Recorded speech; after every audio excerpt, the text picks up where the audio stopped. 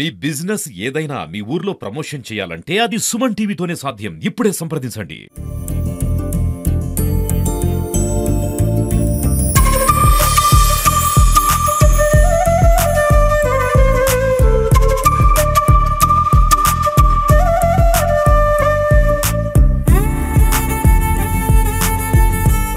యాదాద్రి భువనగిరి జిల్లా ఆలేరు నియోజకవర్గం రాజపేట మండలం బూరుపల్లి గ్రామంలో ఇందిరమ్మ ఇళ్ల గృహ ప్రవేశంలో ప్రభుత్వ వైపు బీర్లైలే పాల్గొన్నాడు. నిజంగా అక్కడ ఉన్నటువంటి అనసూయ గోపాల్ దంపతులు మాత్రం చాలా ఆనందం వ్యక్తం చేస్తున్నారు. ఎందుకంటే ఆలేరు నియోజకవర్గంలోనే అన్నగా ప్రతి కార్యక్రమంలో ముందుండి నిజంగా ఇందిరమ్మ ఇళ్ల గృహ ప్రవేశం అయితే 119 నియోజకవర్గాల్లో ఆలేరు ఒక మొట్టమొదటి స్థానంలో ఉందని చెప్పవచ్చు. ఎందుకంటే ఎన్నో కార్యక్రమాలు రాత్రే పల్లె నిద్ర చేసి మోటకొండూరు మండలం వట్టూరు గ్రామంలో ఉన్నాడు. ఉదయమే లేచి మళ్ళీ ఇందిరమ్మ గృహ ప్రవేశ కార్యక్రమానికి వచ్చాడు. నిజంగా లబ్ధిదారుల ఆనందము చాలా ఆనంద బాష్పాలతో వెలువరిచారు. నిజంగా ఈ కార్యక్రమంలో ప్రభుత్వ వీళ్ళు పాల్గొన్నారు. ఒకసారి మాట్లాడిద్దాం. అన్న చెప్పండి, నిజంగా ఒక అద్భుతమైనటువంటి కార్యక్రమము నియోజకవర్గంలో ఎక్కడ చూసినా ఒక పండుగ వాతావరణం కనిపిస్తుంది. ఈ రాజపేట మండలం బూరుపల్లి అనసూయ గోపాల్ వారి దంపతులు కూడా చాలా ఆనందం వ్యక్తం చేస్తున్నారు. మీకు ఎలా అనిపిస్తుంది? చాలా సంతోషం. నేను సొంతింటికి పోయినంత ఆనందం కలుగుతుంది. ఎందుకంటే గత 10 ఏళ్ళుగా పేదోడి సొంతింటి కళ నెరవేరలేదు. ఈ ప్రజాప్రభుత్వం వచ్చిన తర్వాత గౌరవ ముఖ్యమంత్రి రేవంత్ రెడ్డి గారి సహకారంతో ఇవాళ లబ్ధిదారులందరికీ, నిజమైన లబ్ధిదారులకు వాళ్ళకు ఒక సొంతింటి కళ నెరవేర్చాడు ప్రభుత్వంగా. మాకు చాలా గర్వం ఉంది. ఎందుకంటే గర్వకారణంగా ఉంది. గౌరవ ముఖ్యమంత్రి ఎప్పుడు అంటుంటాడు, మీ నియోజకవర్గాల్లో మీ సమస్యలు, మీకున్నటువంటి అభివృద్ధి కార్యక్రమాలు మా దృష్టికి తీసుకురండి అని చెప్పి ఎప్పుడు కూడా మా గౌరవ ముఖ్యమంత్రి ఇప్పటికీ నేను 40 సార్లు కలిసినప్పుడు కూడా ఎప్పుడు మా నియోజకవర్గానికి చెప్తుండే. ఎందుకంటే నువ్వు కొత్తగా ఎమ్మెల్యే అయినావు కాబట్టి తప్పకుండా ప్రజలు ఉండాలని చెప్పి ఏదైతే మా ముఖ్యమంత్రి గారి ఆలోచనను మొదటగా మా ఆలేరులో ఇంప్లిమెంట్ చేసి ఇందిరమ్మ ఇళ్ల విషయంలో ఇవాళ మొదట తీసుకొచ్చినాం. అదేవిధంగా రేషన్ కార్డులు కూడా ఒక పేదోడి ఆత్మగౌరవ ప్రతీకగా ఉన్నటువంటి రేషన్ కార్డు కూడా ప్రతి లబ్ధిదారునికి ఇక రేషన్ కార్డు ఇచ్చినాం.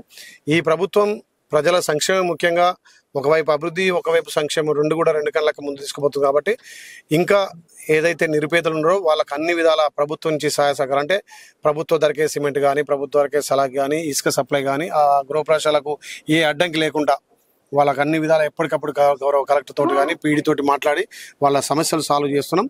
గృహప్రవేశాలు కూడా వాళ్ళని ప్రోత్సహించి ఎవరైతే మొదటగా గృహప్రవేశం చేస్తే మా ఫౌండేషన్ నుంచి బట్టలు యాట అన్నది అది కూడా ఇంకా మా సంస్కృతిది, మా సాంప్రదాయాన్ని ముందుకు తీసుకుపోతున్నాం. ఎక్కడైనా వికలాంగులు ఉన్నా, పేదలు ఉన్నా ఇంత సిమెంట్ కూడా మేము సాయం చేసుకుంటూ, ముఖ్యంగా ఆలేరులో ప్రతి చివరి లబ్ధిదారునికి పథకాలు అందాలే. ఈ ప్రభుత్వ సంక్షేమాలన్నీ నిరుపేదలకు, నిజమైన లబ్ధిదారులకు, అవినీతికి తావు లేకుండా, పైరోలకు తావు లేకుండా నేరుగా వాళ్ళకి వెళ్ళాలి.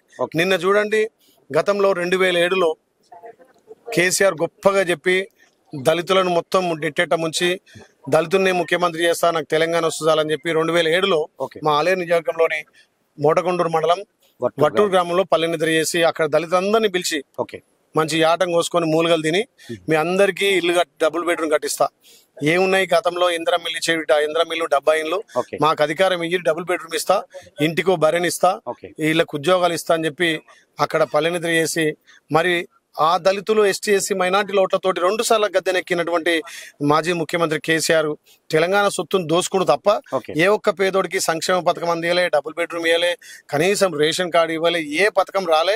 ఆడేపు యాదవ్ ఇంటికి మీరు వెళ్ళారు, అదే ఇంటికి కేసీఆర్ వెళ్ళారు 2007 సంవత్సరంలో. నిజంగా వెళ్ళినప్పుడు డబుల్ బెడ్రూమ్ ఇల్లు ఇస్తున్నారు. మీరు వెళ్ళినప్పుడు వాళ్ళు సంతోషంగా ఉన్నారు, అక్కడే బస చేశారు, వాళ్ళతో పాటు సహపంక్తి భోజనం చేశారు, గ్రామంలో కలియ తీరారు. మార్నింగ్ వాక్ లో కూడా మొత్తం కూడా 25 మందికి పట్టాలు కూడా అధికారులను నిలబెట్టుకొని మరీ పట్టాలు ఇచ్చారు. నిజంగా ఆ ఊర్లో ఆనందం ఏ విధంగా ఉంది? వాళ్ళది మాటల ప్రభుత్వం, మాది చేతల ప్రభుత్వం.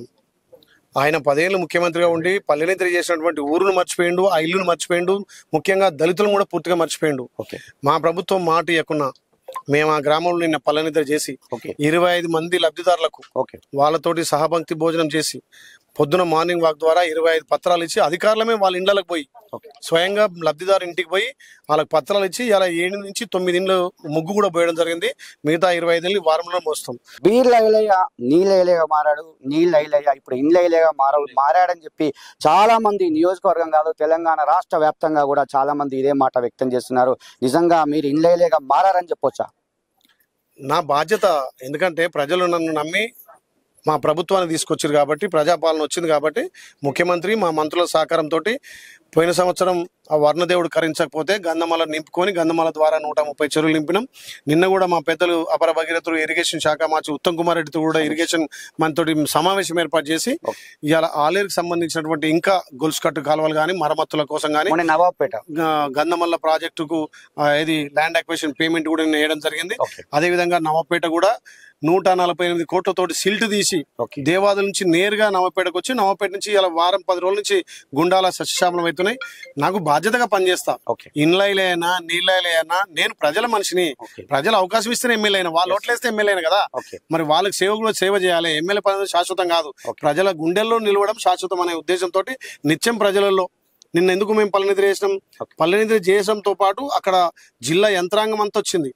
అధికారులు వచ్చి స్వయంగా లబ్ధిదారు ఇంటికి పోయి మేము పథకాలు ఇచ్చినాం. ఇవాళ స్వయంగా మేమే ముగ్గుపోయించినాం. 90 రోజుల్లో అక్కడ 25 ఇండ్లు గృహప్రవేశం అయ్యేటట్టుగా చర్యలు తీసుకుంటాం. తెలంగాణలో ముఖ్యంగా ఆలేరు మొదటి వరుసలో నిలబడ్డది. అది మా ప్రజలు ఇచ్చినటువంటి ఆశీర్వాదం. అందులో ఇంకొకటి అన్న, ఆలేరులో అంటే అన్ని నియోజకవర్గాల కన్నా ఆలేరులో అంటే అన్ని నియోజకవర్గాలు 3500 ఇళ్ళు అయితే నీకు 200 ఇళ్ళు ఎక్కువిచ్చారని చెప్తున్నారు. నిజంగా ఇది వాస్తవమేనా? 100కి 100 రూపాయలు. గతంలో కేసీఆర్ గారు ముఖ్యమంత్రి ఉన్నప్పుడు ఆయన ఫామ్ హౌస్ నుంచి యారుట రావడానికి 4 లైన్ల రోడ్ వేసుకుంటే అక్కడ వాసాల మరి ఒకటి అడ్డం వచ్చింది. ఆ గ్రామం కూడా ఎదురుగా ఏదో శ్మశానం వాడుకుందని చెప్పి బాణం కొడితే రామబాణం చక్కగా పోవాలంటాడు. ఆయన వీడియోలు కూడా చూడరు. మరి రామబాణం కొట్టాడు, చక్కగా గుట్ట రోడ్ చేసుకుంది. కానీ ఆ ఊరిని వాళ్ళకాడు చేసాడు. మా ముఖ్యమంత్రి గారిని మెప్పించి మంత్రివర్యులు పొంగులేటి శ్రీను తీసుకొచ్చి ఆ గ్రామానికి అదనంగా 200 ఇండ్లు వాసాల మరికి కేటాయించినాం. అదేవిధంగా గతంలో కేసీఆర్ ఇక్కడ పల్లెనిద్ర వేసి వట్టూరు గ్రామంలో దళితులను మోసం చేశాడు కాబట్టి మా ముఖ్యమంత్రి గారిని మా మంత్రి నొప్పించి అక్కడ 25 ఇండ్లు ఇచ్చి శాంక్షన్ ఇచ్చి ఇలా పత్రాలు కూడా ఇచ్చి ముగ్గు కూడా పోయడం జరిగింది. ఎక్కడ పేదోళ్ళకి ఎక్కడ అవసరం ఉంది, పేదోళ్ళకి ఎక్కడ ప్రభుత్వం నుంచి లబ్ధి జరగాలనే అహర్నిశలు ఉదయం మార్నింగ్ వాక్ ద్వారా కానీ పల్లెనిద్ర ద్వారా ఆ గ్రామంలో తిరిగి గ్రామంకు సంబంధించిన మౌలిక సదుపాయాలు ఇంకా రైతు సమస్యలు అక్కడ ఉన్నటువంటి కార్మికుల కర్షకుల సమస్యలు నేరుగా తెలుసుకుంటే మనకు తెలుస్తుంది. కాబట్టి ఎవరి మీద ఆధారపడాల్సిన అవసరం లేదు. పల్లెనిద్ర ద్వారా ఆ సమస్యలన్నీ మా దృష్టికి వస్తున్నాయి. మేము ప్రభుత్వం దృష్టికి తీసుకుపోయి పల్లెనిద్ర నిరంతరం కొనసాగే అవకాశం ఉందా ఈ నియోజకవర్గంలో? పల్లెనిద్ర నిన్న ఒక్క కాన్స్టిట్యున్సీలో మోటకొండ్రు మండలంలో వట్టూరు గ్రామం కదా, మిగతా గ్రామాలు ఎంచుకునే అవకాశం ఏమైనా ఉందా? తప్పకుండా అన్ని పల్లెలు అన్ని గూడాలు తిరిగి గ్రామాలలో ఉన్న స్వస్థ సమస్యలు వాళ్ళతోటి నిద్ర చేసి వాళ్ళతోటి సహపంక్తి భోజనం చేసి తెల్లారిని మార్నింగ్ వాక్ ద్వారా అక్కడ ఉన్నటువంటి ఆ పరిసర ప్రాంతాలు రోడ్లు అయితేనేమి, డ్రైనేజ్ అయితేనేమి, ఆ గ్రామం ఉన్నటువంటి రెవెన్యూ సదస్సు అయితేనేమి, గత ప్రభుత్వం చేసినటువంటి ధరణి వల్ల రైతులు ఇంకా నానా ఇబ్బంది పడుతున్నారు. దాన్ని మా గౌరవ మంత్రివర్యులు పొంగులేటి శ్రీనివాస్ గారు భూభారత్ ద్వారా కొంత సమస్యలు తీరినప్పటికీ చిన్న తగాలతోటి అక్కడ డిస్ప్యూట్ తోటి మా పోలీసు వాళ్ళతోటి ఎస్ఐ గారితో కానీ సిఐ గారితో ఏసీబీ కోఆర్డినేట్ చేసి ఎక్కడికక్కడ సమస్యలు పరిష్కరించే ప్రజలకు కొంచెం చేరువ ఉంటాం, ప్రజలకు అందుబాటులో ఉంటాం. ప్రజాక్షేత్రంలో ఉంటేనే మాకు రోజు తృప్తి. కాబట్టి ప్రజలతోటి పల్లెనిద్ర కానీ మార్నింగ్ వాక్ చేస్తే చాలా తృప్తిగా ఉంటది. ఆ రకంగా ముందుకు పోతుంది. ఫైనల్ క్వశ్చన్ ఒకటే, భూభారతి చట్టం మీరు తీసుకొచ్చారు, నిజంగా ఒక అద్భుతమైన చట్టం అని చెప్పొచ్చు ధర్నీ ప్లేస్ లో. ఆ భూభారతి చట్టం తీసుకువచ్చి నిన్న జీపీఓలకు దగ్గర 150 మంది జీపీఓలు జిల్లాలో నియమించారు. నిజంగా భూభారతి చట్టం ద్వారా నిజంగా రైతులకు చుట్టంగా మారనుందా? తప్పకుండా. రెవెన్యూ సమస్యలు అంటే గ్రామంలో ఒక రెవెన్యూ అధికారి ఉంటే వాళ్ళకి తెలుస్తుంది ఎవరు భూమి అమ్మిరు, ఎవరు భూమి కొన్నారు, లేకపోతే మార్పిడి అయిందా, ఆ గ్రామంలో ఎవరైనా చనిపోతే పౌతి ఎంత అవుతుంది, పౌతి కావాలంటే ఆ ఇంట్లో వారసులు ఎవరు అనేది ఆ గ్రామంలో ఒక రెవెన్యూ అధికారి ఉంటే తప్పకుండా రెవెన్యూ రికార్డులు క్రమబద్ధీకరించడానికి ఉంటది.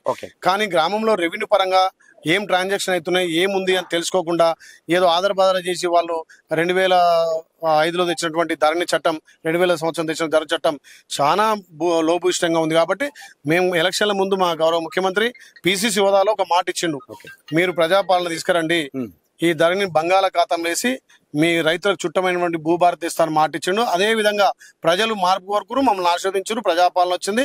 ఆ ధరని తీసుకొని బంగాళాఖాతం చేసినాం, ప్రజలకు అనువైనటువంటి రైతులకు అనువైనటువంటి భూభారతి చట్టాన్ని తీసుకొచ్చినాం. నిజంగా ఈ ఇందిరమ్మ ఇళ్ల గృహప్రవేశంలో పాల్గొన్నటువంటి ప్రభుత్వ విప్ బి లైలయ్య చాలా ఆనందం వ్యక్తం చేశారు. అనసూయ గోపాల్ వారి గృహప్రవేశ కార్యక్రమంలో పాల్గొని నిజంగా ఆలేరు నియోజకవర్గంలో చాలా గృహప్రవేశ కార్యక్రమంలో పాల్గొంటాను, ఎట్టి పరిస్థితుల్లో కూడా ప్రజల సంక్షేమ కార్యక్రమాలు అమలు చేసే దిశగా ఉంటాను, సంక్షేమ కార్యక్రమాలు ప్రతి పేదవానికి అందాలనే ఉద్దేశంతోనే అన్ని కార్యక్రమాలు తీసుకుంటున్నాము. ఎందుకంటే ఇటు బీలేలే కాస్త నీళ్ళే కాస్త ఇండియాగా మారే అవకాశం అయితే స్పష్టంగా కనిపిస్తుంది. 119 నియోజకవర్గంలో ఆలేరులో మొట్టమొదటి స్థానం ఉంచాలని దేయంతోనే పనిచేస్తానని చెప్పారు. ఇది కెమెరామెన్ అరుణ్తో శరత్.